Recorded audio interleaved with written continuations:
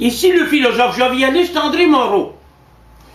Vous devez bien comprendre ce que je vous dis et essayer de ne pas m'assimiler, soit à des courants exotiques, comme le brahmanisme, l'hindouisme ou le bouddhisme, ou encore d'autres courants plus ou moins ésotériques, comme ceux de Rudolf Steiner ou de M. Gurdjieff. Je demeure un philosophe.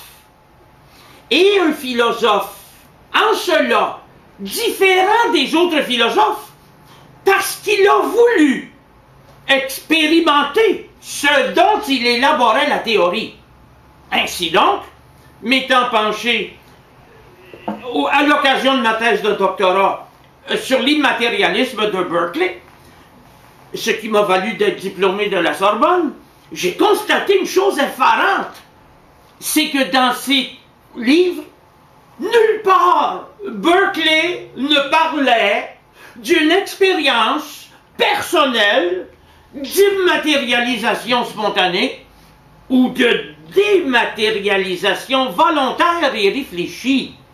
Mais je me suis dit, comment un homme aussi brillant a-t-il pu élaborer une théorie aussi complexe sans en avoir un vécu accompagnateur, à proportionner?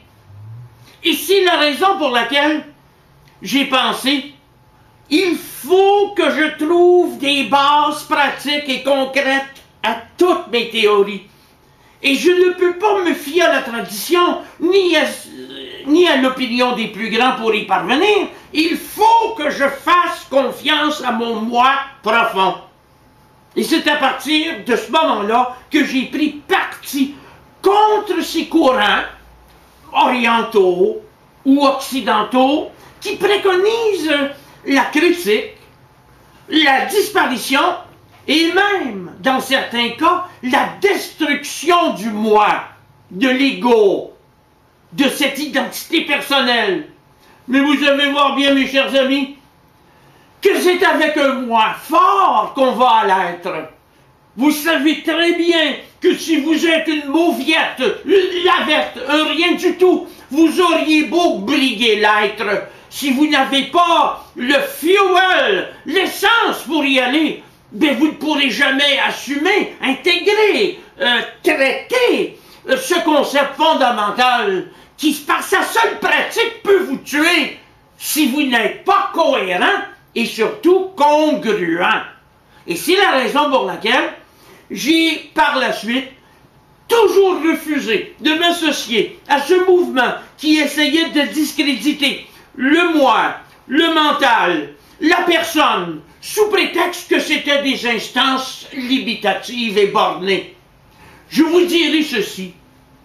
Je n'ai rien à reprocher, par exemple, à l'intellect. Pourquoi? Parce que j'ai bien éduqué mon intellect, parce que je l'ai bien entraîné et que je lui ai appris à me servir. Pourquoi irais-je détruire quelque chose qui me sert? Pourquoi voudrais-je détruire ma personne alors que c'est le soutien d'une démarche préliminaire? Pourquoi voudrais-je l'éliminer alors que je peux la convertir? Ce n'est pas de la personne que nous devons être délivrés. Nous devons être délivrés de ces imposteurs qui nous enseignent le sacrifice et l'oubli pour pouvoir enfin nous rappeler de nous-mêmes. M'a-t-on compris?